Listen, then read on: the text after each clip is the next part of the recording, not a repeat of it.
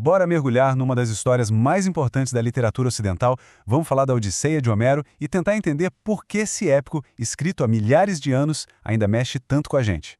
A história é grandiosa, claro, mas a questão central dela é super-humana e prende a atenção na hora. Pois é, essa é a realidade do nosso herói. E é exatamente esse o ponto de partida para a gente entender esse poema monumental. Olha que interessante. A gente não começa a história no início da jornada. A gente entra na trama 20 anos depois, lá na ilha de Ítaca, onde um lar está prestes a desmoronar. O palácio de Odisseu, o rei que sumiu há anos, virou um verdadeiro campo de batalha. De um lado, uma família desesperada, do outro, uma horda de pretendentes bem oportunistas. Mas para a gente entender o tamanho do desespero deles, a gente precisa lembrar exatamente por quem eles estão esperando. Quem era esse cara? Então, vamos voltar um pouquinho no tempo para ver como foi que Odisseu virou essa lenda toda. Resumindo muito, a guerra foi um conflito brutal que durou uma década inteira. E tudo começou por causa de um concurso de beleza divino, para terminar com um dos truques mais famosos de toda a história. Então, o ponto crucial aqui é o seguinte: Odisseu não é só mais um guerreiro fortão. A principal característica dele é a mente afiada, a estratégia. É uma astúcia que, muitas vezes, salva a pele dele, mas que outras vezes o coloca em perigos ainda maiores. Ok, voltando para Ítaca, o filho de Odisseu, Telêmaco, está prestes a começar a própria jornada.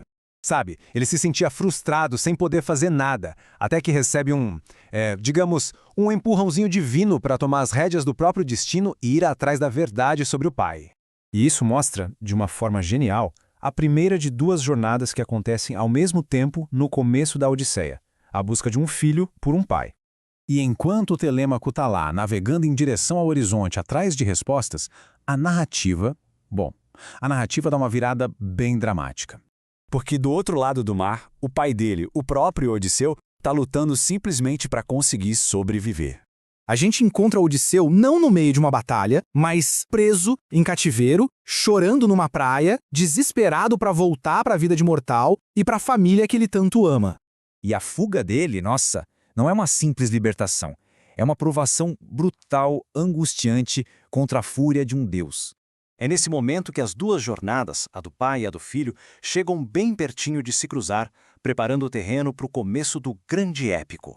Ele é super bem tratado, com toda a bondade e hospitalidade, mas a identidade dele continua sendo um grande mistério para os seus anfitriões. E é quando ele ouve a história do seu próprio maior feito que o herói não aguenta mais. Ele não consegue mais esconder a dor e todo o seu passado. Acabou o tempo de se esconder. Chegou o momento da grande revelação. E é com essa declaração poderosa que Odisseu começa a narrar a incrível história da sua luta de 10 anos para voltar para casa. A história que se tornou, enfim, a própria Odisseia. No fim das contas, a Odisseia é muito mais que uma simples história de aventura. É uma exploração que atravessa o tempo sobre o que significa encontrar o caminho de volta para casa.